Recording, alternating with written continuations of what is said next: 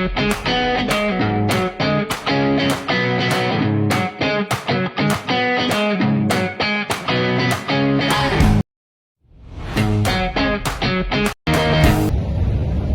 Sobat Demokrasi, selamat datang di podcast yang mengubah sistem politik Indonesia dari buku ke realita. Saya atas nama Geraldi Renolpa, dan hari ini kita bakal bahas dua hal yang mungkin sering kita dengar tapi belum tentunya kita pahami peran kita di dalamnya. Partisipasi politik dan kebijakan ekonomi. Topik ini kita angkat dari buku Sistem Politik Indonesia karya Irawan Marsudi dan Bedi Irawan, buku yang mengulas secara tajam dinamika politik dan peran warga negara. Sudah hadir bersama saya Kak Febi narasumber hari ini. Kak Febi, selamat datang kembali di sore hari ini. Terima kasih, senang sekali bisa hadir. Tema kali ini memang sangat fundamental, terutama dalam memperkuat kualitas demokrasi kita.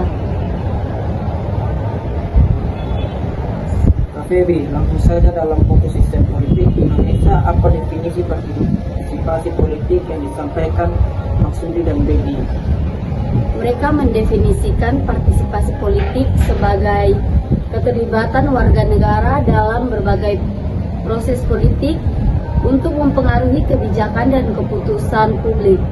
Ini tidak terbatas pada pemilu, tapi mencakup juga tindakan seperti menghadiri forum publik, mengirim surat ke pejabat, menyampaikan pendapat lewat media sosial, hingga ikut organisasi sosial politik. Jadi partisipasi itu sangat luas ya, bukan cuma soal nyoblos 5 tahun sekali. Betul, kalau kita aktif saat pemilu, partisipasi minimal demokratis itu bukan hanya soal memilih, tapi juga mengawasi dan mempengaruhi proses kebijakan setelah pemilu selesai.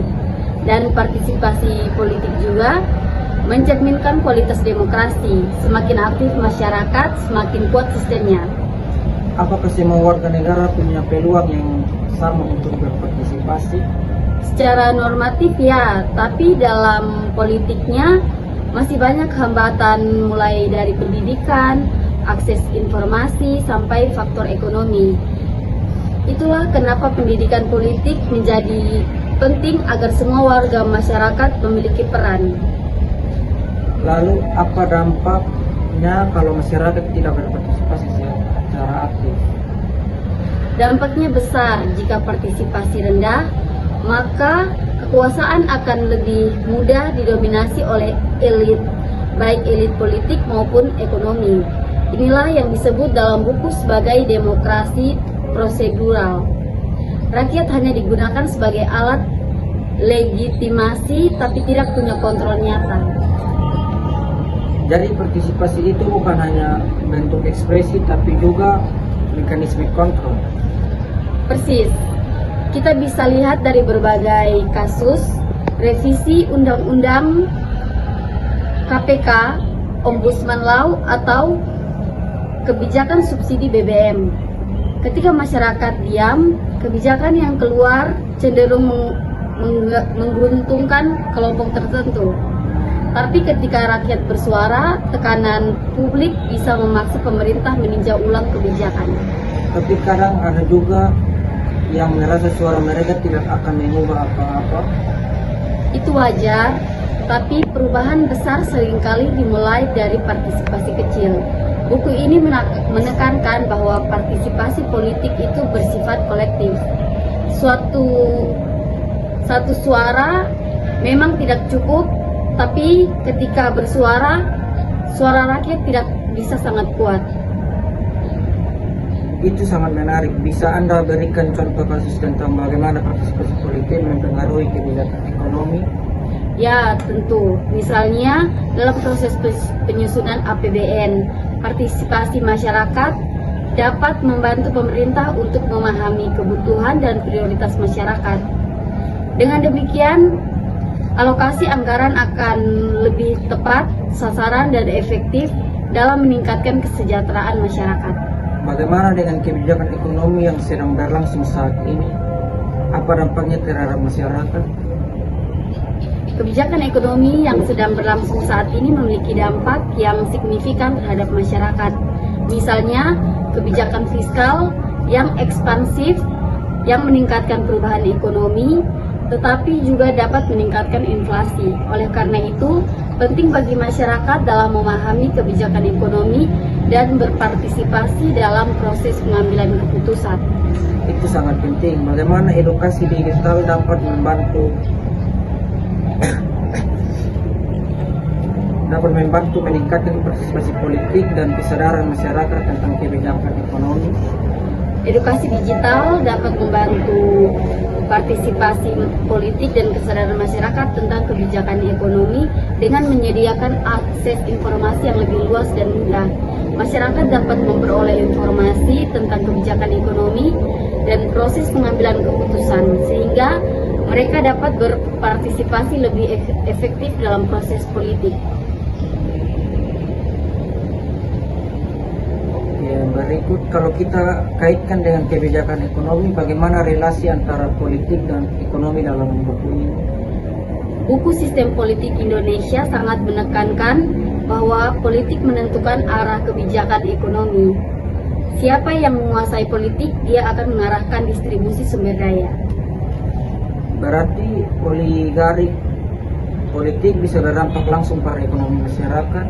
Betul sekali, misalnya jika elit politik terhubung dengan pengusaha, maka kebijakan yang keluar cenderung pro pemilik modal. Contohnya, regulasi investasi yang melemahkan perlindungan buruh atau lingkungan. Sebaiknya kalau rakyat punya suara yang kuat, maka kebijakan bisa lebih pro rakyat, seperti bantuan sosial yang adil, subsidi pemerintah, atau perlindungan UMKM. Kalau di era Orde Baru, bagaimana situasinya waktu itu? Waktu itu partisipasi dibatasi. Semua kebijakan ekonomi bersifat top down. Akibatnya pertumbuhan tinggi tapi ketimpangan juga besar. Pasca reformasi ada pembukaan ruang partisipasi, tapi tantangannya sekarang adalah dominasi oligarki baru. Jadi tantangan hari ini bukan ketiadaan ruang, tapi bagaimana rakyat bisa mengisi ruang itu secara efektif. Ya, dan itu butuh kesadaran, informasi yang memadai, dan kenal partisipasi yang inklusif. Apa yang bisa dilakukan masyarakat agar partisipasi politiknya punya dampak nyata terhadap kebijakan ekonomi? Pertama, tingkatkan literasi politik. Kita harus tahu hak dan kewajiban kita sebagai warga negara. Kedua, aktif dalam forum-forum publik, misalnya musrenbang, diskusi publik, atau bahkan komunitas warga. Ketiga, manfaatkan media sosial secara positif untuk menyuarakan isu-isu politik. Apakah pendidikan politik di sekolah-sekolah cukup mendukung? Masih perlu penguatan. Pendidikan kewarganegaraan kadang terlalu teoritis. Harusnya lebih aplikatif, misalnya simulasi musyawarah, debat kebijakan, atau studi kasus politik lokal. Dan bagaimana dengan peran pemerintah? Pemerintah punya tanggung jawab menciptakan kanal partisipasi yang terbuka dan ramah warga. Tapi tanpa dorongan dari masyarakat, perubahan itu tidak akan terjadi. Luar biasa sekali insight-nya Pak Kak Febi. Jadi partisipasi politik bukan sekedar hak untuk memilih, tapi juga kekuatan untuk menjaga arah kebijakan ekonomi agar tetap berpihak pada rakyat. Betul. Jangan tunggu kebijakan merugikan baru kita protes. Mari kita mulai dari sekarang, dari lingkungan terkecil kita.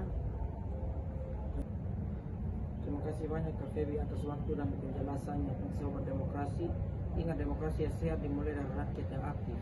Sampai jumpa di episode selanjutnya. Salam politik. Terima kasih, senang bisa bertemu, senang juga bisa berbagi pengalaman dan pengetahuan. Semoga podcast ini dapat bermanfaat bagi kita semua.